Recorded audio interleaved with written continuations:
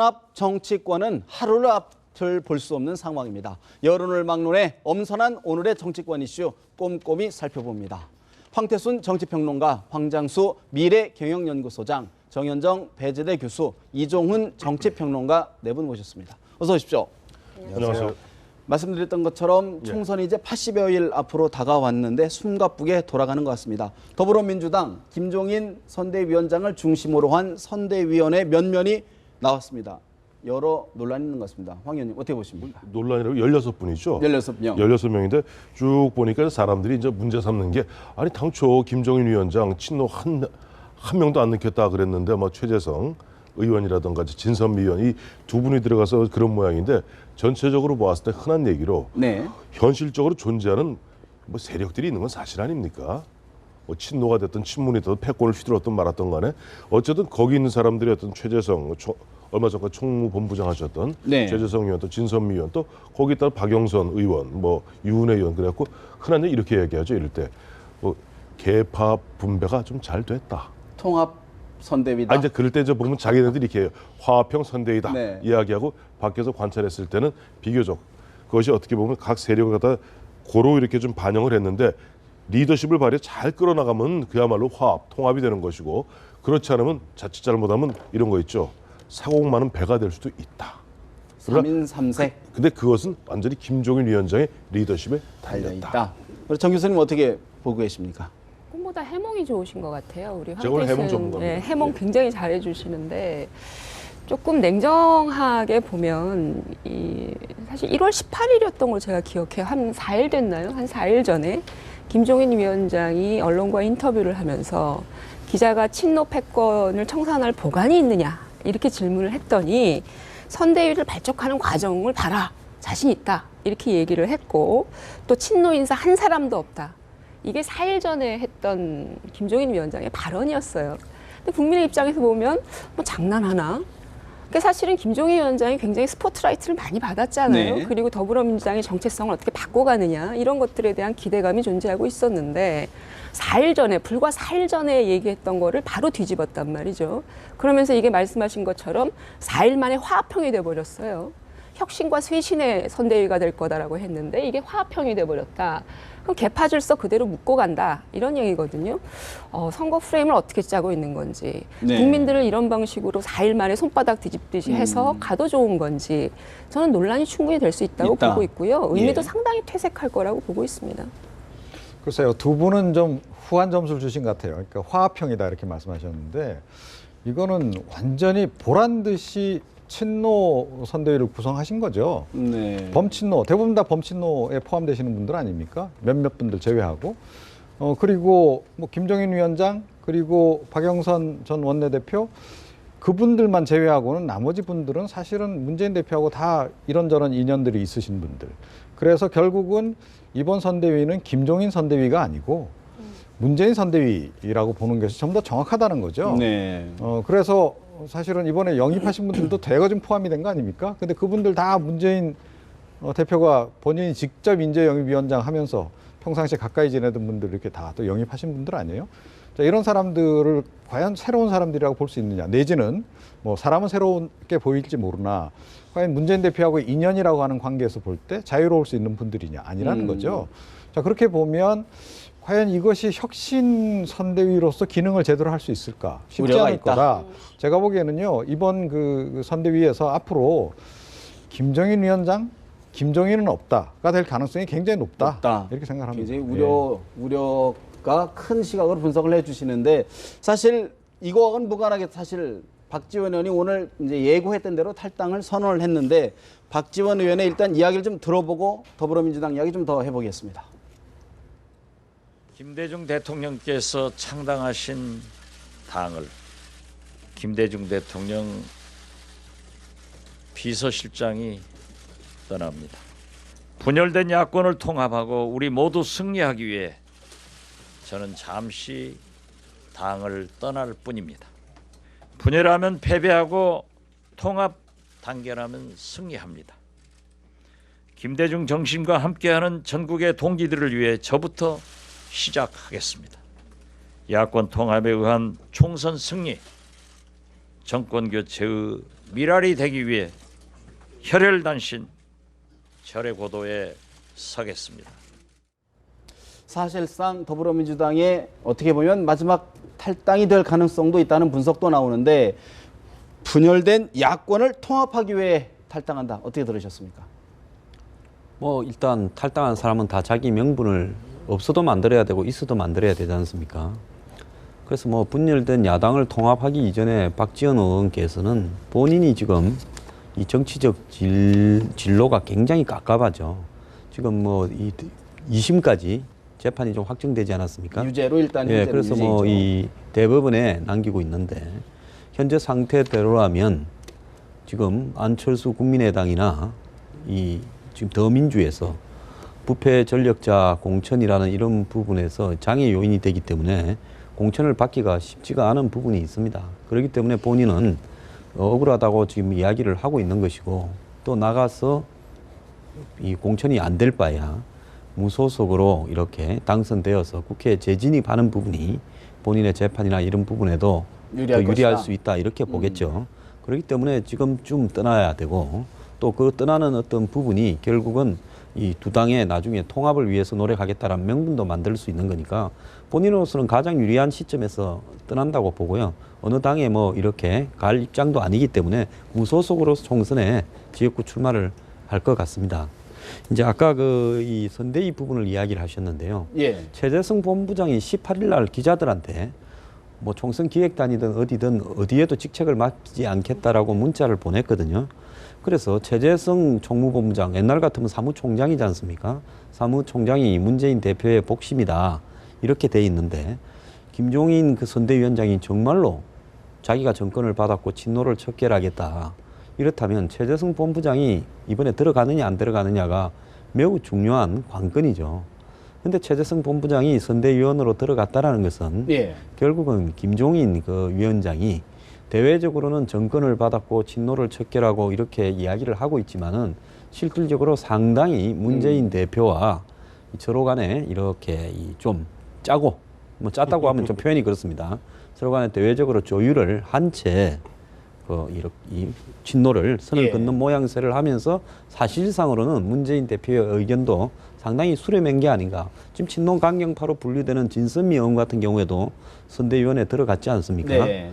그리고 이제 전체적으로 명단을 쭉 보면 영입 인사나 당내에 있는 인사 외에 뭐 완전히 통제되지 않는 김종인 위원장이 외부에서 들어갔다 이렇게 볼 만한 그야말로 뭐 총선에 대비해서 그 정말 원칙대로 칼질을 좀 할 네. 만한 가능성은 없어요. 다 그런 인물들입니다. 그런 부분으로 봐서는 실질적으로 대외적인 모습과 내부적으로는 친노와 원활하게 협의가 되고 있다. 이렇게 봐야 될 것 같습니다. 그 부분 같은 경우는 앞으로 이제 사실 이제 총선 과정에서 지금 우려해 주시는 부분들이 이제 분출이 될지 안 될지는 저희들은 좀 지켜봐야 될 대목이지 않나 싶습니다. 총선까지 갈 것도 없어요. 얼마 아니 저 문제 조만간 핵심은 공천 아니겠습니까? 공천, 예. 공천 뭐 길어야 한 달 내에 아직 물론 중요한 것은 선거구 획정이 안 됐다는 겁니다. 선거구 획정 아무 논의도 없지만 어쨌든 3월 초순까지는 뭔가 결론이 날 나지 거예요. 않을까? 날 때 근데 보시면 알 그게 겁니다. 사실은 뭐 그 인적 쇄신이라고 해서 지배적인 어떤 계파를 일정 부분 청산하고 당의 이름과 또는 당의 어떤 컬러와 인물들을 바꿔내는 작업이 김종인 선대위원장의 본연의 책무라고 본인 스스로가 자임을 한 거잖아요. 뭐 지금 이른바 우리가 국보위 논란도 있고 김종인 위원장에 대한 개인적 평가는 아직 남아 있어요. 제가 볼 때는 비판적 여론이 일 수 있는 부분이 그럼에도 불구하고 여론이 지금 일정 부분 잠잠한 부분은 그런 어떤 쇄신할 수 있다면이라고 하는 퀘스천 마크를 준 거거든요.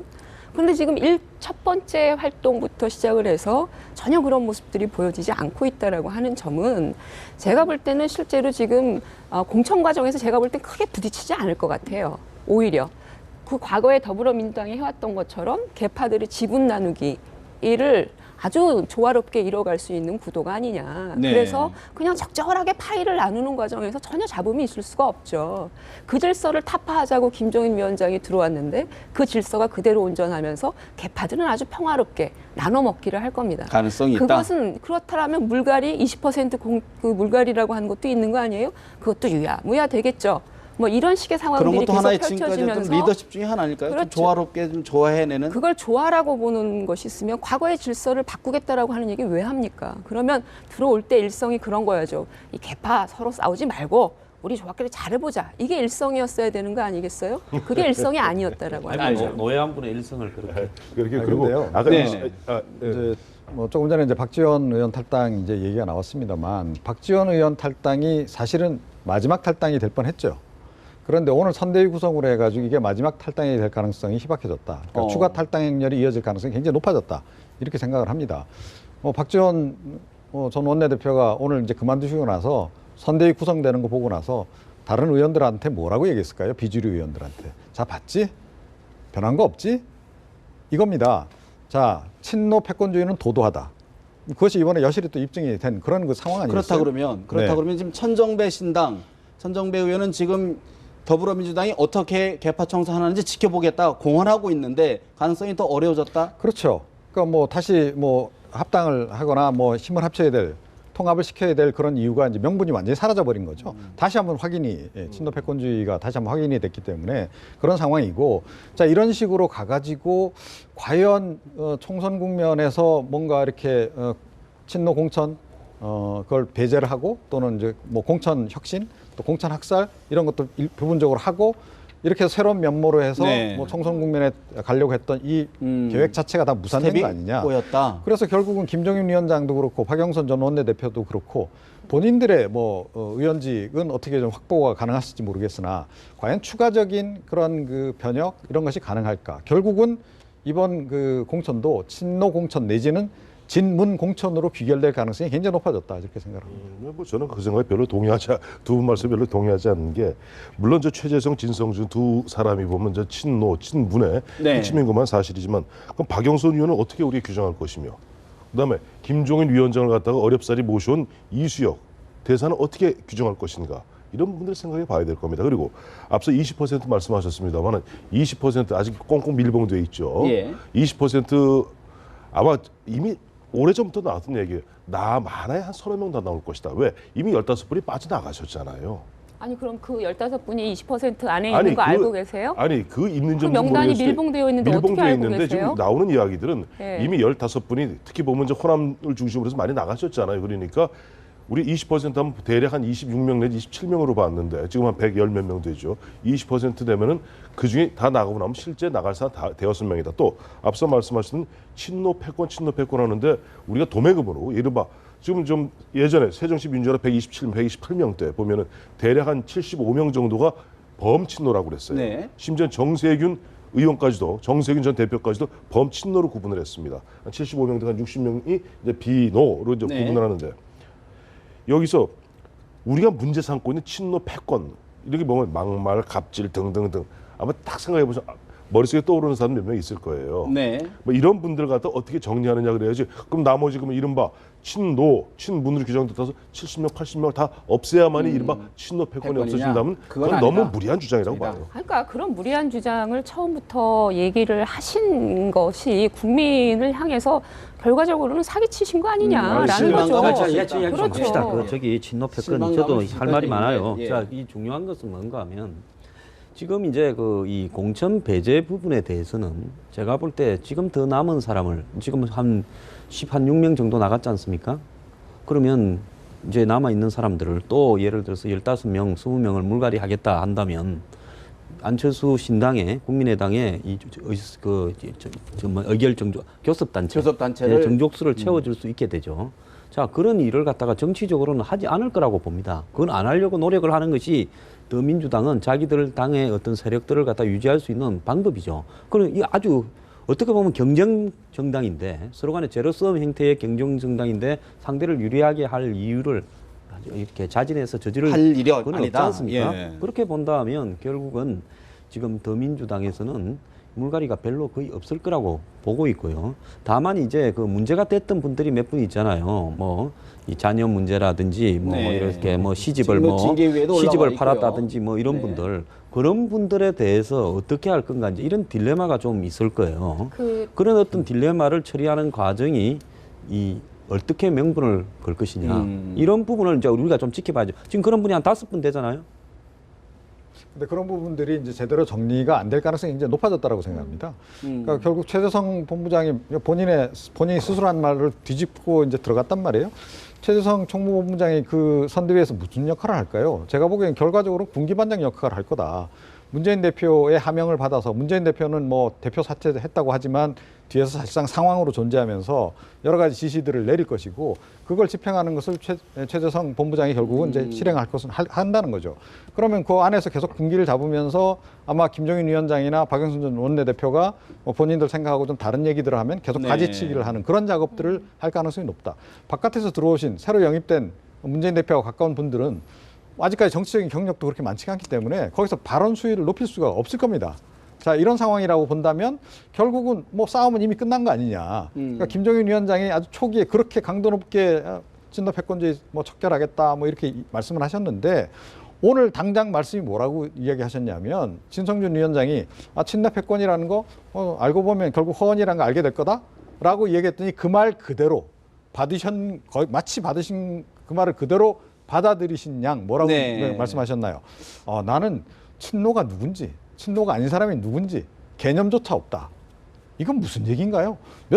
불과 며칠 전에 친노 패권주의 없애겠다라고 말씀하신 분이 이렇게 말씀하셔도 되는 겁니까? 알겠습니다. 원내 교섭단체를 구성하지 못하게 하기 위해서 공천 학살 더 이상의 그 컷오프는 없다. 뭐 나가신 분들을 컷오프 됐다라고 규정하고 있나 봐요, 자체적으로는. 그럼에도 불구하고 원내 교섭단체라고 하는 거는 굳이 정당이 같아야만 이루어지는 건 아니에요. 우리가 과거에 자유선진당하고 창조한국당도 원내교섭단체를 구성했거든요. 예. 원내교섭단체가 목적이라고 하면 실제로 지금 천정배 의원 측과 국민의당 박주선 의원 측이 네. 어떻게 움직일지 몰라요. 원내교섭단체가 중요한 변수가 아닌 거예요. 그렇다면 정치적인 전술의 문제가 아니라 이미 당내에서는 기본적으로 혁신하고 바꿔내는 것에 대해서 포기를 했다라고 하는 게 가장 중요한 것이고 그나마 유권자들이 야당이 바뀔 거야, 제1야당이 바뀔 거야 이렇게 기대를 했던 사람들의 기대를 좌절시키고 있다라고 네. 하는 그런 엄중한 문제점이 있다라는 걸 느껴야 된다라고 하는 차원에서 얘기를 한 것이고요. 제가 아까 왜 그 최재성 의원 같은 경우에 실제로 자기 식구 감싸는 것이 상당히 잘 되어 있는 게 친노들입니다. 거기에 중심에 최재성 의원이 있었어요. 말씀하신 것처럼 문제가 됐던 신기남 의원 건 있지 않습니까? 신기남 의원이 얼마 전에 최재성 의원한테 문자 하나 보냈어요. 본인이 지금 당무감사에서 징계를 요구를 받고 있거든요. 이걸 철회해 줘야 되는 거 아니냐. 그래야 내가 문재인 대표를 위해서 나가서 싸울 수 있는 거 아니냐. 이걸 아주 공공연하게 최재성 의원과 신기남 의원이 서로 문자를 서로 주고받아요. 당무감사에서 징계를 받았는데 그걸 철회시키라고 개인적으로 요구하고 네. 있어요. 이런 질서가 지금 온전되어 있기 때문에 최재성 의원이 그런 부분들을 전혀 척결할 알겠습니다. 여지가 없는 사람이라고 알겠습니다. 하는 거예요. 이번 이제 총선 과정 앞으로 좀 더 진행을 저 한마디 하면 안 돼요? 짧게 한마디. 그러니까 얘기하다 보면은 정말 툭툭 말을 끊어갖고 네. 참 그렇네.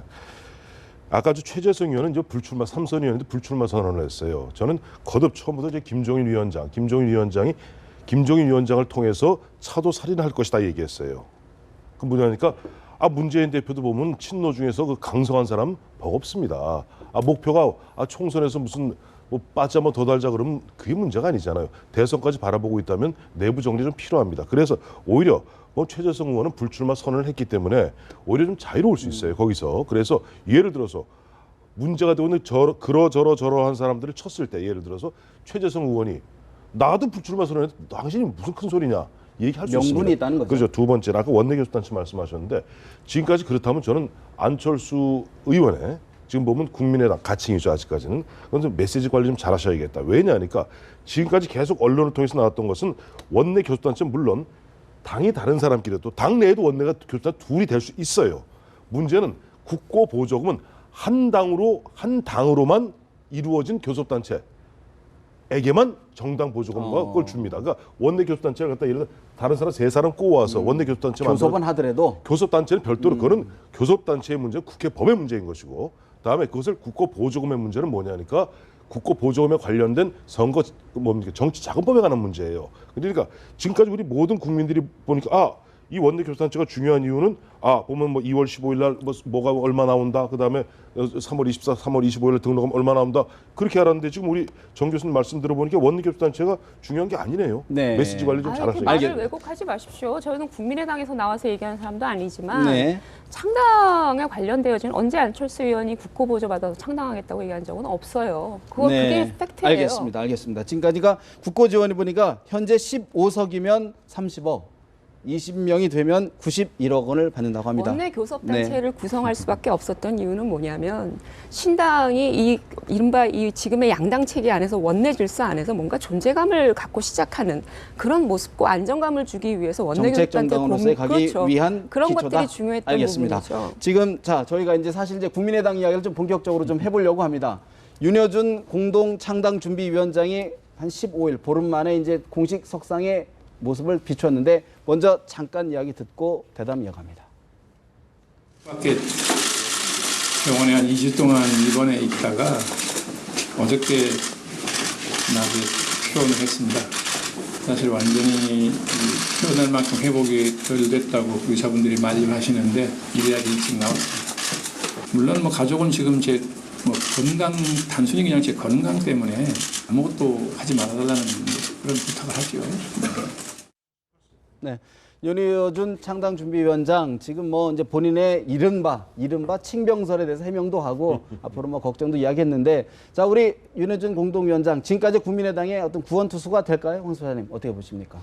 근데 저는 윤여준 그 공동위원장이 없을 때도 정체성이나 메시지의 혼란 이런 부분들이 정리가 잘 안 돼서 어려움이 많았는데 지금까지 보면 거의 이 더민주 탈당 의원들 중심으로 주로 이렇게 세력들이 있었고 안 의원 측근들이 있었는데 여기서도 좀 헷갈리는 부분이 많았어요. 예. 뭐 국부론 문제라든지 여러 가지. 그런데 이제 윤여준 씨로 말하자면 사실은 뭐 김종인 씨와 새천년 민주당 안 간 것 빼면 민정당부터 시작해서 민자당부터 쭉 왔다가 또 지난 대선에는 문재인 의원까지 도와서 거의 비슷한 정치 행보가 있죠. 그래서 이제 김종인 씨의 정치 행보에 관한 논의를 국민의당은 더 이상 안 하겠다라는 것인지 이제 이런 문제를 생각을 좀 해야 될 것 같고요. 예. 왜냐하면 저 문제를 근거로 또 윤여준 이 공동창당준비위원장의 네. 문제도 걸리게 돼 있습니다. 그 다음에 이제 더 나아가서 여권, 구여권, 즉 MB 정부의 실용주의자들, 실용주의자들이 있었는지 잘 모르겠습니다만은 자관 실용주의자들을 많이 이렇게 영입을 하겠다. 지금 그렇게 예고를 하고 있지 않습니까? 그런 부분과 이제 윤여준 씨의 역할이 어떻게 연결될 것인지 이런 부분들이 좀 관전 주목돼야 포인트다. 되는데 근데 지금 보면 이게 터져나오고 있는 부분에서 지금 탈당파들 그 동교동의 그 건노갑 고문이 오늘 어떤 신문에는 설마 그랬을까 저는 생각합니다만은 호통을 쳤다 이래 돼 있거든요. 예. 결국 그 부분은 어제 있었던 일들을 좀 생각해 보면 박영선 의원이 그대로 이제 이 더민주의 잔류 선언을 하고 그러면서 이제 이 김한길 의원이 영입에 관해서 많은 이야기를 했는데 안철수 의원 측근이 잘 듣지 않았다 이런 이야기가 나오고 그래서 건노갑 고문 정대철 고문이 좀 뭐라고 하고 이런 문제에서 안 의원이 심지어 대표를 맡지 말아 했다. 그리고 조금 그런 부분으로 유추해 봤을 때는 박영선 의원에게 과감하게 네. 국민의당 대표직이나 이런 부분들을 적극적으로 좀 제안을 해서 데려왔어야 되는데 그런 부분들이 내부의 받아들여지지 않았다. 혼란 때문에 그런 거 아니냐. 네. 그리고 지금 가는 방향을 보면 결국은 의원 숫자는 우리가 채우고 있는데 또 앞으로 보면 정의화 의장, 박영준 국회 사무총장도 글로 간다 이야기도 있고 또 이 정운찬 전 총리 또 구여권의 인물들이 온다는 이야기도 있으니까 지금 이 더민주 탈당 야권 의원들 입장에서 봤을 때는 좀 이질적이잖아요. 이런 부분 속에서 안 의원한테 좀 한번 자기들 어떤 불만을 이야기를 한 거 아니겠어요? 그러면 이제 앞으로 이런 문제가 더 복잡해질 건데 이 골치 아픈 교통 정리를 어떻게 할 것인지 참 걱정이 또 됩니다. 하나의 리더십에 대한 위기가 될 수도 있다. 우리 이 박사님 어떻게 보십니까? 그러니까 사실은 그동안에 국민의당이 전략적인 난조를 저는 굉장히 많이 보였다라고 생각을 하거든요. 빈틈이 굉장히 많았습니다. 교통정리가 필요했는데 그 부분은 일정 부분 역할을 해줬을 수 있다라고 생각을 하고요. 그런데 사실은 이분이 그래도 지금 아직까지 건강이 완전히 회복이 되신 상태가 아니어서 그러니까 풀 가동이 안 되는 게 조금 아쉽다 하는 이제 그런 부분이 있고요. 그리고 지금 사실은 지금 국면이 굉장히 중요하다고 생각합니다. 그러니까 오늘 어떻게 보면 지금 더불어민주당에서 선대위 구성을 저런 식으로 함으로 해가지고 다시 한번 기회를 전 맞았다라고 생각을 하거든요. 여기서 이제 어떻게 하느냐 하는 것이 굉장히 중요한데 네. 인재 영입과 관련해서 제가 조금 좀 문제다라고 생각하는 부분을 먼저 말씀드린다면 소문만 무성하다는 거예요. 그러니까 이루어지지도 않았는데 뭐 언론에 뭐 아무개 접촉하고 있고 뭐 이런 얘기들이 네. 먼저 나온다는 겁니다. 이거는 사실은 메시지 관리가 안 되고 있다는 얘기거든요. 전략적으로. 그러니까 그런 부분들을 윤여준 그 위원장께서 잘 잡아주신다면 좀 앞으로 조금 상황이 나아지지 않을까 이런 생각은 해보는데 잘 하셔야 됩니다. 지금. 정 교수님, 사실은 이제 아까 우리 황 수원님께서 얼핏 말씀을 주셨는데 사실 이제 원내 지금 대표는 이제 주승용 의원이 이제 원내 대표를 맡았는데 아직 당 대표 간판이 없어요. 얼굴이 없는데 일부에서는 뭐 안 대표가 맡아야 된다는 목소리도 있지만 아예 안 맡는다는 공식적으로 이야기해라 이런 좀 목소리가 있는 것 같은데 어떻게 보십니까? 그러니까 전당대회를 통해서 당대표가 사실은 추대되는 거 아니겠습니까? 그러니까 전당대회라고 하는 공식적 기구라고 하는 게 남아 있고요. 그런 차원에서 뭐 사전에 뭐 불출마한다고 얘기를 해라. 뭐 이거 자체는 지금 시작하는 정당의 어떤 질서에 있어서는 상당히 좀 바람직하지 않고 네. 앞서간다라고 하는 거고 또 하나 이제 딜레마가 좀 있을 것 같아요. 지금 신당이 창당을 하는 시점은 총선을 앞두고 있고 또 대선을 앞두고 있어요. 정당의 생명을 이어가려고 하면 의석도 많이 확보해야 되고 또 어떤 경우는 대통령 후보도 내야 되고 이게 우리 정당들이 해왔던 길들이란 말이에요. 그렇다면 안철수 의원의 지도력이 빠져 있거나 또는 안철수라고 하는 사람이 뒤로 물러나 있는 신당의 의미란? 파괴력이라고 하거나 의미 이게 과연 총선에서 살아날 수 있다면 저는 안철수 의원이 빠져도 좋다고 생각을 해요. 그게 실질적인 고민일 거라는 생각이 들거든요. 그러니까 이게 사실은 당내에서 일정 부분 현역 의원들과 안철수 의원 또 뭐 윤여준 장관도 마찬가지지만 함께 논의를 해봐야 될 거예요. 우리 신당이 갖고 있는 어떤 이른바 전술적인 전략적인 당의 칼라가 뭐냐 이런 부분들에 대해서 나름대로의 합의 과정이 지금까지는 없었죠. 그냥 계속 창당만 하려고 하고 지금 이런 과정에서 여러 가지 불협화음이 있는데 저는 앞으로 이런 부분들이 진지하게 토론될 거라고 봐요. 안철수 의원 입장에서 그래 내가 할 거야 이렇게 막 우격다짐으로 가고 있는 분위기도 아니고 또 의원들도 그런 고민들이 있을 거예요. 뭐 뒤로 빠지는 게 맞기는 합니다만 사당화되는 것이 나쁘다 이렇게 볼 수 있겠지만은 그렇다고 해서 안철수 없이 선거를 치를 할 수 수 있을까? 있을까? 대안은 뭘까? 이거에 대한 고민이 있을 거예요. 그래서 그 저는 묘수가 조율할 있을까요? 필요가 뭔가 있다고 좀 보는 거죠. 제가 말이죠. 네. 처음에 안철수 의원 탈당했을 때 네. 연초에 보면 이제 모 신문에 칼럼을 하나 썼으면서 안철수의 딜레마라는 칼럼을 썼습니다. 이 네 가지 딜레마가 있을 것이다. 근데 정말 제가 네 가지씩이나 있습니까? 네 가지가 있는데 네. 제가 무슨 콩점을 잘 쳐서 그런지 아니면 뭐 그래서 네. 그런지 세 가지가 맞아 떨어지고 있어요. 지금까지는. 첫 번째는 이 당은 안철수가 없는 듯 있는 듯 없는 당이어야 된다. 네. 근데 이게 굉장히 어려워요. 아까 저 사다가 문제. 두 번째는 새정치의, 그러니까 새정치는 뭐야? 새로 올 신자, 네. 새정치와 새정치, 세력 정치. 이 어떤 게 딜레마를 어떻게 조정할 것인가? 세 번째 정체성 문제입니다. 중도 노선으로서 이른바 뭐 낡은 진보도 보수 수구도 배제하겠다고 그랬는데 어떻게 스탠스를 취할 것인가. 마침 그 전날 칼럼 쓰기 전날이던가 북한이 1월 6일 핵실험 4차 핵실험 네. 그 무렵에 자칫 잘못하면은 양쪽으로부터 왕따 될 수 있다. 네 번째 한 3월 초중순 되면은 결국 야권 전통적 지지층에서 후보 단일화라 통합 논의 나올 텐데 이 부분은 어떻게 안철수 것이냐. 의원이 이걸 어떻게 극복할 것이냐. 이 네 가지 딜레마를 갖다 극복하지 않으면 쉽지 않을 것이다 얘기했는데 정말 아까 지금 우리 정 교수님 말씀대로 대단히 지금 안철수 의원도 골이 아플 겁니다. 네. 막상 그렇다 국민들 대다수는 안철수를 바라보고 가거든요. 그렇죠. 안철수 새정치를 보고. 그런데 또 뭐 안철수가 하면 또 사람들이 당장 그 왜 안철수 주변에 당장 나오는 얘기 그거 아니에요. 지금 이윤평 의원이 오늘 어느 모 방송에 그 얘기하더라고 나와서 이틀 전에 권노갑 정대철 그 6분 안철수 의원까지 만난 자신들은 지금 저기 새정치민주연합에서 친노 패권주의 넌덜머리가 나왔는데 여기 오니까 친한 패권이 있는 것 같더라. 자기들이 보기에는 네. 객관적으로 최측근들의 그런 이야기들 이야기한 거죠. 이걸 어떻게 조율할 것인가 숙제입니다. 네. 제가 이야기 좀 할게요. 네. 들으세요.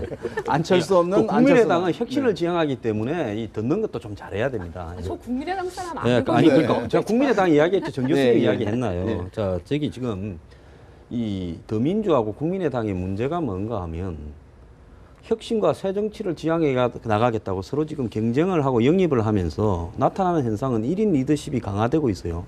지금 김종인 선대위원장, 비대위원장도 정권을 본인 입으로 이야기를 하시잖아요. 실제로 그렇게 돌아가든지 안 돌아가든지요.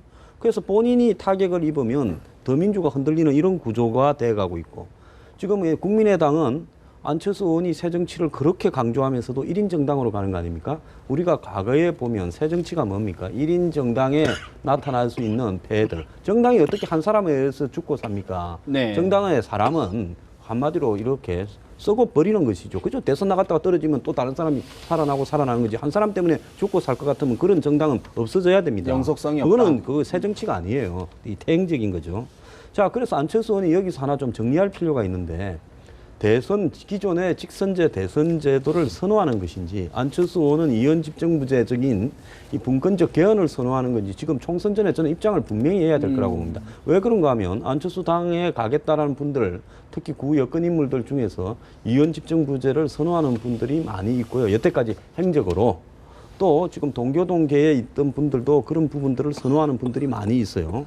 그래서 이 안철수 의원이 이 정치적인 어떤 부분에서 대선을 네. 확실히 가겠다 하면 솔직히 당권에 별 신경 쓸 거 없이 본인은 대선 후보 그리고 당은 정체에 이런 대해서도 부분에 정리가 정치 쉬울 대해서도 거고 얘기를 해야 된다. 그게 아니고 안철수 의원이 이원 집정부제 개헌을 사실상 속으로 지지하면서 지금 겉으로 내어놓지는 않으니까 이런 어떤 뭐 야권에서 또 그런 사람들, 여권에서 이런 사람들을 끌어오면서 거기에 대한 헤게모니 싸움을 지금 당 대표 문제를 가지고 하고 있는 거냐 이런 부분에서 좀 정체성을 분명히 좀 알 필요가 있고요.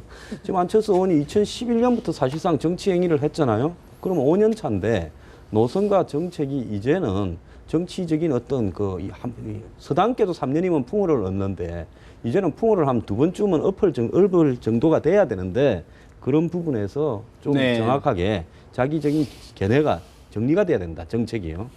그다음에 의사결정 구조 당 내부에 있어서 안 의원을 가장 항상 이렇게 뒤따르고 있는 약점이 뭡니까? 의사결정 구조가 도대체 뭔지 모른다라는 이야기가 끊임없이 네. 뒤따르고 있고 이번에도 또 그런 이야기가 나오고 있어요. 이런 이야기가 나오고 있다는 것은 국민들한테 새정치를 지향하는 사람이 의사결정을 새정치답지 않게 한다 이렇게 비춰질 수 있죠. 그러니까 여러 가지 요구를 하셨습니다. 안철수 의원에 대한 그 많은 요구들이 항상 똑같아요. 처음에 이제 대선 출마를 결정하고 후보 사퇴하고 뭐 이런 과정들에 대한 그 평가와 또 필요되어지는 부분에 대한 요구가 똑같은데 그 얘기로 한다 그러면 안철수 의원은 정치한다고 나서면 안 되는 사람인 거죠. 결과적으로는.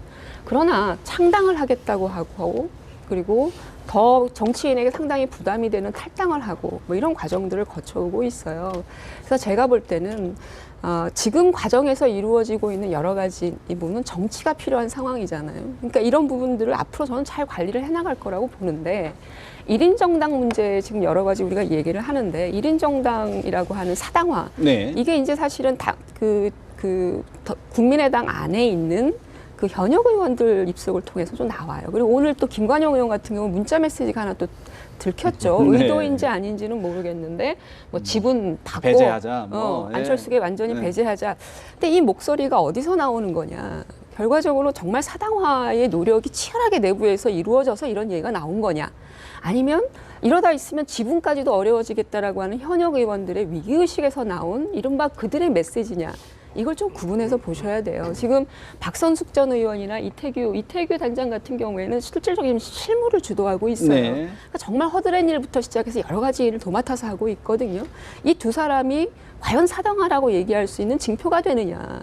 일을 하기 위한 거. 더군다나 전당대회가 끝나면 당 체제 정비는 어떻게 바뀔지 몰라요. 사무처장이라든지 기타 등등 여러 가지 당직과 관련되는 변화가 있을 수 있기 때문에 지금 이런 얘기들을 하는 것은 또 다른 의도가 있는 메시지다. 오히려 이런 것보다는 서로 조율할 수 있는 상호 간의 노력이 필요한 거거든요. 저는 윤여준 위원장이 이번에 돌아오시면 그런 역할을 해주시면 저는 충분히 극복할 내부에서 수 있다. 극복할 수 있는 부분이죠. 예. 알겠습니다. 근데 사실은 언제나 오해가 불신을 낳는 거 아닌가요? 그렇지 않습니까? 그런 메시지 등등. 예. 네. 그러니까 뭐 지금 현재 논란이 되고 있는 집행위원장과 지원단장 조금 전에 말씀하셨는데 뭐 본인들은 아니다라고 얘기하고 안철수 의원은 뭐 겨우 두 사람 뭐 넣었는데 뭐 그게 그렇게 논란이.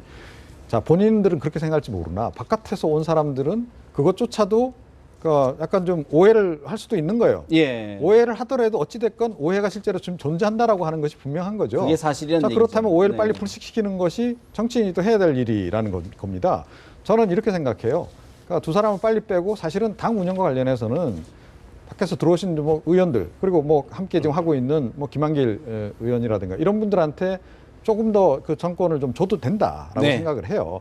그러고 나서 본인은 사실은 저는 안철수 의원은 역시 대권을 향해서 계속 그 관심을 가지고 그 한기를 그냥 파는 것이 훨씬 더 낫지 않나 이런 생각을 하게 되고요. 그리고 이렇게 봅니다. 만약에 그 실무자로 들어가 있는 그 두 사람이 빠진다는 걸 전제로 한다면 안철수 의원이 공동대표 한다고 그래서 아마 누구도 뭐라고 얘기 안 할 겁니다. 오히려 그걸 환영할 수도 있다. 공동대표 체제로 그렇게 가는 것도 한번 고려해 볼 필요가 있다. 개인적으로 그렇게 생각합니다. 알겠습니다. 그조차도 네. 그조차도 저는 어떤 게 지금 현재 답이다 이렇게 보기는 어렵다라는 얘기를 하고 알겠습니다. 싶은 거예요. 그거를 내부에서 서로 합의를 통해서 가야 되는 게 맞고요. 제가 볼 때는 지금 어쨌든 박선숙, 이태규 단장의 문제는 어떤 방식으로든 바뀔 수가 있다라고 하는 점을 전제로 봐야 초창기이기 되는 때문에 거죠. 그런 일들이 있을 수 네. 있다라고 봐야 된다는 걸 정리를 좀 해보겠습니다. 여당 이야기를 좀 해보겠습니다. 새누리당 김무성 대표 무전략이라는 비판을 많이 받았는데 최근 여러 행보를 보이고 있습니다. 안대희 전 대법관을 지명직 최고위원회로 임명을 했는데 잠깐 이야기 들어봅니다. 우리 새누리당의 지명직 최고위원 한 자리가 비어 있습니다. 오늘 최고위원회 제가 추천해서 안대희 전 대법관을 지명직 최고위원으로 지명키로 했습니다. 우리 체육 발전에 더 큰 일을 해야 한다는 그런 생각에 문대성 의원에게 고향인 인천에서 출마할 것을 권유해서 그렇게 하기로 했습니다. 최고위원회에서 오늘 지명직 최고위원 임명 어제였고 또 문대성 의원의 인천 출마 권유 이야기까지 직접 얘기를 하셨는데 어떻게 보겠습니까, 소장님? 그 험지에 출마하면 최고위원 주는 겁니까? 그러니까 최고위원을 지금까지 비워놨다가 조경태 의원 들어오는 날 안대희 전 대법관. 최고의 전 대법관에게 최고위원을 줬다는 부분이 좀 그런데요. 근데 지금 김무성 대표께서는 하나 좀 잘 정리를 해야 될 부분이 아니 100% 경선, 상향식 경선이야말로 최고의 개혁이다 이렇게 이야기를 한다면 상향식 경선이 정말 이루어질 수 있는 절차에 집중하는 것이 맞죠. 지금 상향식 경선을 표방하고 있지만은 실제로 저것이 정말로 안심번호 이 국민 경선으로 갈 거냐 모바일 안 그러면 집전화로 갈 거냐 이 부분에 대해서 정확하게 해야 되고요. 왜냐하면 그거 어떻게 하느냐에 따라가 이 당락이 완전 좌우됩니다. 그다음에 당원 30% 중에서 지금 유령 당원이 곳곳에 속출하고 있다는데 이 유령 당원에 대해서 전수조사를 해야 되는데 솔직히 뭐 당 사무처에서 전수조사를 한다면 경쟁자들이 믿겠습니까? 현역이나 당협위원장들이 이 명부 다 지고 있죠. 네. 그렇다면 가장 좋은 거는 각서를 받아가지고 새누리당 지역구마다 예비후보 등록한 사람한테 이걸 누출 안 시킨다. 라고 각서를 받고 누출했을 경우에는 고소도 당하고 앞으로 정치를 끝내겠다. 이렇게 각서 받은 다음에 그 사람들 보고 유령 당원 잡아라 그러면요. 자기들이 지역에서 뛰고 있기 때문에 금방 다 잡아낼 겁니다. 명부 보고 눈에 불을 나면요. 켜고 잡는다. 네, 그렇게 해서 그야말로 국민 경선, 상향식 경선이 될 수 있는 토대를 잘 만드는 게 중요한데 전혀 본인은 상향식 경선을 흔드는 일을 하지 않겠다. 단수 공천이나 전략 공천은 없다면서 험지로 누구를 가라 또 예를 들어서 문대성 의원 같은 경우에는 뭐 이 논문 표절 논란 때문에 본인이 탈당까지 했다가 또 설거문이 들어왔고 또 지난번에는 본인이 출마 안 하겠다고 선언한 분을 원래 고향인 인천에 또 나가라고 정리하는 부분 또 이 안대희 씨가 상향식 100% 경선이면 어디에 나가든 자유지요 그러지 않습니까? 그런데 그걸 험지로 몰아넣는 부분 네. 그리고 조경태 의원이 들어오는 날 경선해야 된다고 하지 않습니까? 그러면 경선 원칙을 지키겠다면 이렇게 이 장기판에 이 말을 옮기듯이 이렇게 저렇게 좌우할 필요가 없이 정말로 완벽한 경선 룰만 보장해주면 네. 600명이나 되는 예비 후보가 있다고 하고 앞으로도 몇백 명 더 들어올 거예요. 저렇게 훌륭한 장차관급 법조인들이 꽉 차 있다는데 그분들끼리 알아서 해서 본선에서 승리하지 않겠습니까? 그러면 공정한 기회를 이렇게 제공하는 쪽에 네. 집중을 해야 되는데 룰에 대해서 예비 후보들이 공정하다고 생각하는지 모르겠고 그다음에 선거구 획정부터 빨리 언제 할 건가 정해야죠. 사실상 전략 공천이 아니냐는 논란을 낳고 있다라는 말씀이신데 어떻게 보십니까? 글쎄요. 김무성 대표를 보면 요즘에 프랑켄슈타인을 제가 자꾸 연상하게 됩니다. 어떤 면에서? 그러니까 제가 오른손이 하는 일이 따로 있고요. 왼손이 하는 일이 따로 있습니다. 낮에 하는 일이 따로 있고 밤에 하는 일이 따로 있습니다. 한쪽에서 상향식 공천 저 절대 안 버립니다. 그대로 할 겁니다. 하면서 다른 한편에서는 전략 공천보다 더 심한 특혜 공천을 지금 하고 계시는 거 아닙니까? 안대희 전 대법관 전략공천 아니냐, 험지 출마라고 하는 것이 약간 논란하니까 그거 아니다, 경선 다 치러야 된다라고 말씀하시더니 덜컥 최고위원회 지명을 하세요. 이건 뭡니까? 특혜 아닌가요? 다른 예비 후보들이 보기엔 정말 깜짝 놀랄 특혜 아닙니까? 네. 자, 이렇단 말이죠. 문대성 의원 같은 경우 불출마하겠다 그랬는데 지금 저렇게 얘기를 하셨단 말이에요. 자, 이분한테 또 최고위원 자리 주실 겁니까? 그러니까 이런 식으로 지금 메시지가 당내에서조차 굉장히 혼란스러워합니다. 지금 김무성 대표가 도대체 뭘 하려고 하는 건지 모르겠다라는 얘기를 많이 해요. 심지어 김무성 대표를 따르던 분들조차도 그런 얘기를 합니다. 정말 이분 따라가서 오른쪽으로 가는 게 맞는 건지 왼쪽으로 가는 건지 맞는 건지 이게 이쪽이 절벽인지 이게 뭐 꽃길인지 아무도 지금 확신을 못해요. 네. 하물며 바깥에서 있는 국민들이 보기엔 저 얼마나 어이없는 상황입니까? 빨리 좀 정리를 하셔야 될 것 된다. 같은데 기준을 제가 똑같은- 보기엔 같은 계속 말씀이시네요. 이 상태로 지금 가시지 않을까 약간 좀 걱정이 됩니다. 이제 보면 좀 우려스러운 게 보면 김무성 대표 처음에 본인의 이제 아픈 과거의 추억이 있지 않습니까? 두 번. 18대, 19대 네. 두 번에 걸쳐서 보면 뭐 본인 공천 한 번 공천 학살 당했고 또 한 번은 보면은 박근혜 당시 비대위원장에 의해서 공천 배제됐단 말이에요. 그래서 보궐선거로 들어왔잖아요. 그러다 보니까 그 개인적인 그런 어떤 경험에 너무 집착을 해요. 전략 공천 없다. 처음에 오픈 프라이머리 100% 하겠다. 100% 상향식 공천하겠다. 국민께 돌려드리겠다. 가장 우리 국민 내리 속에 남는 것은 당 지도부는 어떠한 데도 개입하지 않겠다. 요즘 하는 행태가 정반대죠. 그 말씀을 누누이 해오고 그다음에 얼마나 사실 지난 한 해 동안 여권의 이야기는 오로지 그 이야기밖에 없었거든요. 오픈 프라이머리. 오픈 프라이머리 뭐 전략 공천 네. 우선 추천이다 뭐다. 그러더니 최근에 와서 얼마 전에는 이제 당내에서 부글부글 끓는 거예요. 심지어 아까 말씀하신 대로 이제 김성태 의원 말씀하시는 거죠. 최측근이라는 서울저희 네. 김성태 의원 등이 아니 당 대표가 뭐 하는지 모르겠다. 이 선거가 불과 100일도 안 남았는데 이게 이렇게 보면 역동적으로 움직여야지 이게 뭐냐. 저쪽에서는 보면 뭐 임제 영입하고 뭐 하고 난리인데. 아니 근데 김무성 그러니까 대표는 김 대표 뭐라고 그랬어요? 김무성 대표는 공천 경쟁 그 공선을 통해서 흥행을 시키겠다 이런 거 아닙니까? 그것도 보면 제가 네. 이게 잠깐만 보니까 바로 김 대표가 좀 전략 전술이 없는 거예요. 지금 보세요. 김 대표가 얘기하는 게 좀 여태까지 당원 단계에 보면 100% 여론조사 내지는 네. 30 내지 70, 30 당심 70 이것도 다 뭐 여론조사 전화 여론조사를 할 다 했죠. 전화 여론. 여론조사예요. 네, 네. 자 무슨 흥행이 됩니까? 흔히 흥행이 되려면 예전에 2002년에 당시 새천년 민주당식으로 그야말로 주말마다 이러저러한 역동적 모습 보여서 사람들이 와우 하는 것이죠. 보여지는 게 있어야 되는데. 보여지는 게 있어야죠. 그냥 전화 돌려서 넌 떨어졌고 넌 됐다 이렇게. 그게 다 안 돼요. 이게 무슨 감동이 있습니까? 예를 들어서 예전에 보면 야당에서 보면은 김한길하고 당시에 누굽니까? 저 이해찬 엎치락 뒤치락 막판에 뻥 뭐 바뀌고 반전에서 국민들이 눈길을 모으는 거예요. 근데 전화 다 여론조사 해놓고 자 황장수 저 후보자 떨어졌어요. 이종훈 후보자 됐어요. 무슨 감동이 있어요? 그러니까 지금 그 이야기하는 눈에 자체부터 보이는 게 없다는 그 거군요. 이야기하는 자체부터가 예. 아니 오선 의원씩이나 하신 분이 지역구에서 왜 그런 터무니없는 말씀을 하시는지 지금이라도 뭐 역동성을 갖지 않으면은 수도권에서 자칫하면 무너집니다. 근데 제가- 먼저 좀 네, 예. 저 오래셨거든요. 아까 뭐라고 하셔가지고. 근데 요즘에 최근에 그 안철수 의원보다 더 많이 말하자면 비판적 평가를 받고 있는 인물이 김무성 당대표인 것 같아요. 우리 황태순 평론가까지도 말씀하시는 걸 보니까. 근데 저는 한편으로 약간 좀 왜 그럴 수밖에 없을까. 김무성 당대표가 뭐 리더십을 말하자면 이렇게 활용했던 내지는 그런 여러 가지 정치를 오래 하신 분이잖아요. 네. 근데 왜 이렇게 가지 행보를 하느냐.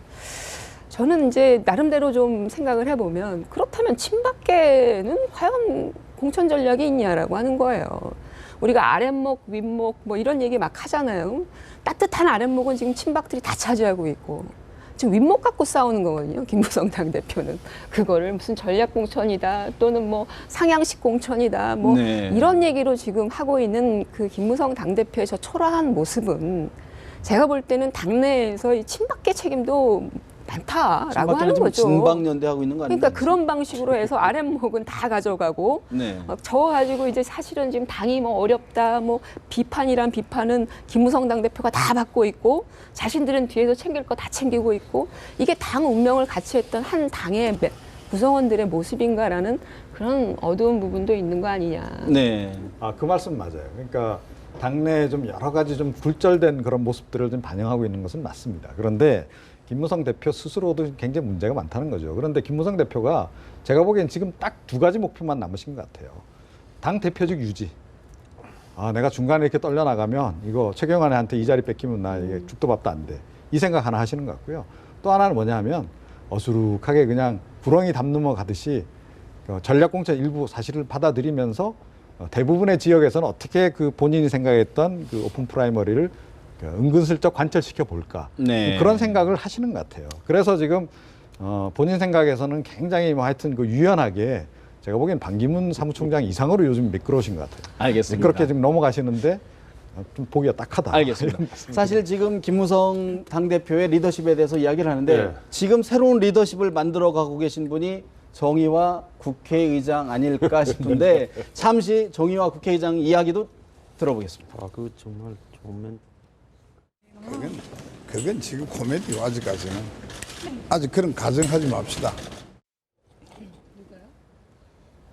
자, 지금 사실 정의화 국회의장이 출퇴근길에서 여러 가지 이야기를 하고 있어요. 뭐 잘못된 일을 잘못되게 해서는 안 된다. 뭐 등등 여러 가지. 어제는 기자회견까지 했었는데 황 소장님 어떻게 보십니까? 요즘 가장 정치를 갖다가 보이지 않게 세게 하시는 분 같아요. 그 보통 국회의장을 하면 그 다음부터는 은퇴하시는 수순인데 저분은 지금 하시는 걸로 봐서는 전혀 은퇴하실 생각이 없으실 것 같고 이제 광주 출마설이 나오고 네. 또 본인의 오른팔 그 박영준 사무총장께서는 지금 국민의당으로 영입 이 논란까지 나와서 새누리당 의원들이 국회에서 명확하게 해라. 출마하려면 사표 내라 이 이야기까지 하지 않았습니까? 근데 저분이 또 지금 보면 오늘 개헌에 대해서 또 어디 가서 이야기를 하셨어요. 그래서 대한민국의 정치 체제가 한계에 왔다. 이제는 개헌을 해야 될 때다. 그 개헌도 이원 집정부제적 분권적 개헌을 이야기하는 것 같아요. 자, 그래서 이제 간단합니다. 저분이 어디로 가서 어떻게 출마하는가를 보면 네. 그 간 쪽이 이제 이 대통령제를 폐기하고 개헌을 하려는 쪽이다.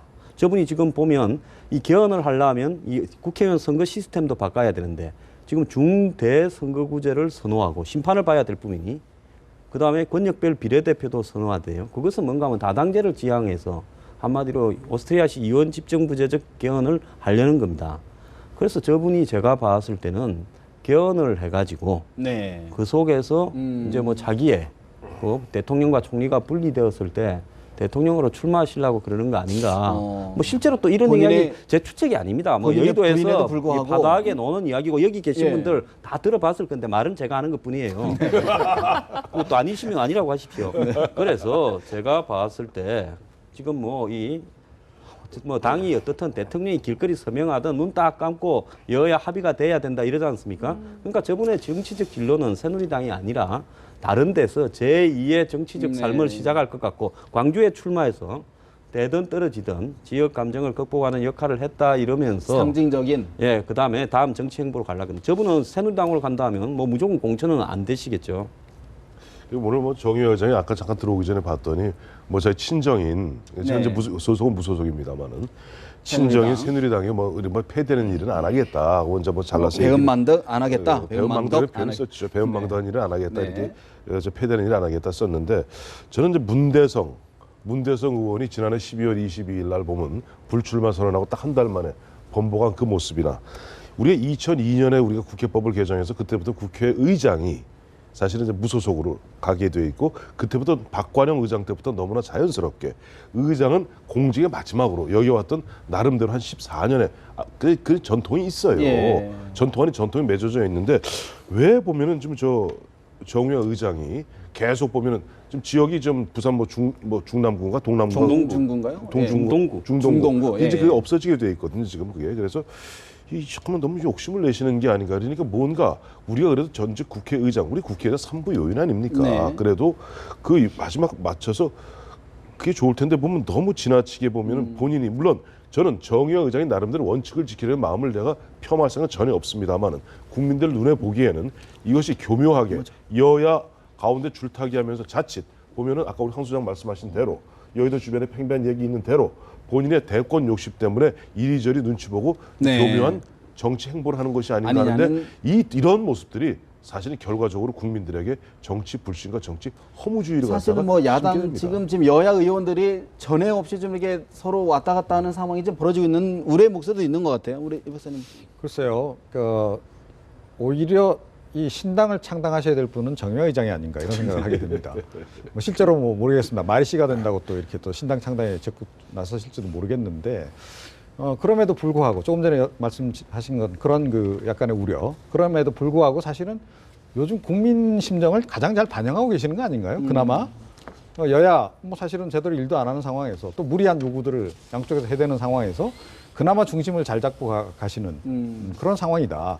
자, 그 민심을 사실은 이분도 잘 읽고 계시기 때문에 지금 저런 그 네. 행보를 좀 이어가시는 건데 글쎄요, 이 다음 행보가 어디로 갈지는 좀 뭐 여러 가지 논란이 좀 나오긴 합니다만 차라리 신당을 창당하시는 게 나으실지도 모르겠습니다. 일단은 정의화 국회의장은 국민의당으로부터 제의받은 적도 없고 갈 의사도 그 없다고 이제 얘기는 밝혔습니다. 뭐, 예, 일단은 밝혔습니다. 예, 그 부분에 대해서는 뭐 특별히 전제로 하고, 근데 사실은 새누리당 최고위에서 그런 얘기를 공공연히 했다라는 것도 상당히 정의화 국회의장한테는 결례죠. 예, 그런 측면들을 좀 봐야 될 것 같고요. 또 하나는 뭐 아까 뭐 중대선거구제 이원집정부제를 기존안에 포석으로 두고. 포석으로 두고라고 얘기를 하는데 저는 이렇게 사전에 이걸 주장해가지고 나중에 실현하는 대통령 저는 본 적이 없고요. 개헌된 적도 없다라고 하는 점을 좀 너무 이렇게 많이 드러낼 필요는 없다고 보는데 저는 정의화 의장이 정치적 욕심을 만약에 가지고 있다라고 하면 이분의 어떤 존재감을 띄워준 그 핵심적인 요인은 박근혜 대통령과 새누리당이다. 만들어준 기회예요. 그 기회를 왜 굳이 뭐 마다하고 갈 이유는 전혀 없다고 보는데 박근혜 대통령 국회법 개정과 관련해서 직권상정 압박했고 그게 이른바 의회 권력 자체를 뭐 말하자면 무시하는 이런 행동을 하면서 국회의장의 존재감을 올려줬고 또 하나는 새누리당 이번에 국회법 개정한 부분이요. 그 부분도 사실은 그렇게 꼼수를 부려가지고 그 부분을 하는 건 아니거든요. 정의화 국회의장도 과거에 선진화법이 문제가 있다고 얘기한 바가 있어요. 그렇다면 정당한 절차를 통해서 바꿔내는 어떤 공감대를 만들어내기보다는 실제로 급하게 하다 보니까 이번에 새누리당에서 낸 법안을 부칙 보십시오. 이 법은 5월 30일 이후로 적용된다. 이렇게 만들어가지고 가지고 와서 국회법 개정하자, 직권상정 요건 완화하자 이렇게 얘기를 하면 어떤 사람이 저도 네. 안 받습니다. 그런 요구는. 근데 그러니까 그런 상황들을 계속 만들어주고 있는 게 새누리당과 청와대 아니겠느냐. 본인이 하려는 게 아니라 예. 자꾸 만들어준다 오히려 여건이. 존재감을 띄워주고 있는 상황이에요. 지금 본인이 지난 연말에 뭐라 했습니까? 경제는 비상사태가 아니다. 그러면서 이 국회의원 선거구가 없어지는 것은 선거구 획정이 안 되는 것은 국가 비상사태다라고 했지 않습니까? 국가 비상사태로부터 지금 22일이 지났는데 저분은 지금 편안하게 요즘 또 선거구 획정에 대해서는 한 말씀도 안 하세요. 그래서 제가 도대체 저분이 무슨 생각을 하시는가? 그리고 저는 뭐 정의화 의장이 이번에 이 국회의장 임기를 끝으로 4월 총선에 출마도 하지 않으시고 개헌 말할 필요도 없어요. 뭐 퇴직하시는 국회의장께서 뭐 다음 후배들이 알아서 개헌하든지 말든지 잘하지 그러지 않습니까? 그렇기 때문에 정치권에서 조용히 그냥 은퇴만 하신다면 정의화 의장에게 둘러싸여서 나오는 이런 이야기들은 네. 그분의 소신이었다고 이렇게 칭송을 받을 것이고 그러지 않고 저분이 뭐 광주에 출마하든 어떤 형식으로든 이 정치적 행위를 한다면 네. 전부 다 계산이 알겠습니다. 있어서 그랬구나 이렇게 사후적으로 해석될 수밖에 정치 없겠죠. 행보를 보면 진해를 알 수 있다. 그렇게 정리를 해보겠습니다. 저희가 시간이 없기 때문에 딱 두 분만 좀 짧게 짚고 넘어가겠습니다. 사실 오늘 이슈가 됐던 분 중에 하나가 경기 성남시의 이재명 시장입니다. 이른바 이재명 상품권 정식 명칭으로는 청년배당 제도인데 이게 깡이 된다고 그래요. 이른바 깡이라는 게 이제 액면가보다는 이제 좀 낮게 상품권 할인. 예, 상품 현금으로 받는 건데 우리 이 박사님한테 좀 먼저 물어볼까요? 어떻게 보고 계십니까? 할 말이 없습니다.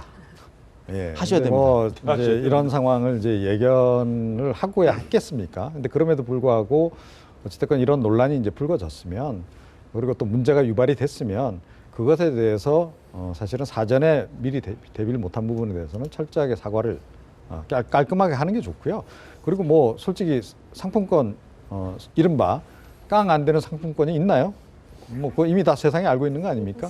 그러니까 네, 그렇죠. 예, 예. 더군다나 이제 세금이 네. 이제 그런 식으로 이제 된다는 것이 이제 문제가 있기 때문에 뭐 이유 불문하고 깔끔하게 사과하고 이런 일이 없도록 정리를 빨리 하시는 게 좋지 오히려 않을까. 수습에 도움이 된다. 당초에 중앙정보에서도 그 얘기했잖아요. 이런 거는 관련 위원회에서 걸러야 된다. 그런데 결국 계속 거부했죠. 거부한 상태에서 당초 그래서 한 1인당 100만 원씩 주기로 했던 것을 중앙정부하고 협의가 안 됐으니까 50만 원으로 해서 12만 5천 원을 주었는데 연간 50만 원. 연간 50만 원입니다. 12만 5천만 원 갖다 이제 뭐 상품권으로 주었는데 아까 말씀하신 대로 깡이 됐는데 문제는 이재명 시장의 말씀이 그게 문제예요. 그럼 현금으로 줘야 된단 말이냐. 결국은 뭐 그런 식으로 해서 네. 계속 보면 자기 입장을 갖다 강변하다 보니까 앞서 우리 이종훈 박사 말씀대로 이런 경우에는 잘못된 부분 잘못됐다고 빨리 수긍하고 그다음에 새로운 어떤 개선책을 찾아야 네. 되겠죠. 본인이 어쨌든 성남시 안에서 다 쓰여질 거 아니냐 이야기하는데 쓰여지는 건 맞죠. 문제는 예를 들어서 12만 5천 원짜리가 8만 5천 원에 깡이 되면 4만 원에 해당되는 만장. 네. 그러니까 사업주미 어디로 깡업자, 나가는 성남시에 사는 깡업자한테 돌아가는 겁니다. 청년 배당이라는 이 복지 대책이 깡업자한테 돌아가는 것이 옳으냐는 거고, 그 다음에 청년 배당이라는 것은 구직 활동이나 청년들의 사회 활동을 하라는 거지, 그걸 갖다 깡으로 현금을 바꿔서 소주 마시거나 뭐 호프집 가는 건 아니죠. 그런 부분 때문에 말을 그렇게 할 게 아니라 이 예상하지 못한 일들이 벌어졌다. 근데 이런 단순한 것도 예상을 못한 것은 내 책임이다. 그래서 어쨌든 이 일이 조치하겠다. 100% 청년들이 생산적으로 학원에 가서 할인을 받든지 뭐 취업 학원에 이런 식으로 쓰게 한정하겠다라고 해야죠. 제가 잠깐 곁들여서 말씀드렸는데 이재명 시장은 지금 국민 세금을 쓰고 있는 거 아닙니까? 네. 그렇다면 그 문제가 발생했으면 대응 발언이 그렇게 돼서는 안 되죠. 현금으로 주란 말입니까? 이거는 단체장으로서 할 수 없는 얘기를 하고 있다라고 하는 거고요. 정치인 이재명인지는 모르겠으나 기본적으로 행정가로서는 상당히 부당한 대응 행위다 이렇게 보고 근데 있죠. 제가 보기엔 이분이 이런 상황을 약간 좀 즐기는 게 아닌가 이런 생각까지 좀 들어요. 그러니까 그러니까 정치인이고. 그동안에도 계속 이런 일련의 이제 노이즈 마케팅 같은 것들을 통해서 본인의 지명도, 인지도를 조금씩 높여왔거든요. 어쨌든 진보 진영 내에서는 그런 부분에 대해서 박수 치는 사람들이 있으니까. 네. 이번 역시 지금 사실은 뭐 본인이 의도했는지 안 했는지는, 기획을 했는지 안 했는지는 모르겠으나 이런 상황이 불고지고 나니까 오히려 그 논란에다가 분란을 더 지금 사실은 불을 지피는 기름을 불을 더 지르는. 끼얹는 네. 그런 지금 행보를 일부러 보이는 게 아닌가 그런 생각을 좀 하게 됩니다. 사실 뭐 이번 청년 배당제도 긍정적인 측면이 없지 않아 있습니다. 하지만 분명히 국민의 세금으로 운영된다는 점을 명심해야 될 것 같습니다. 내부 말씀 여기까지 듣겠습니다. 고맙습니다.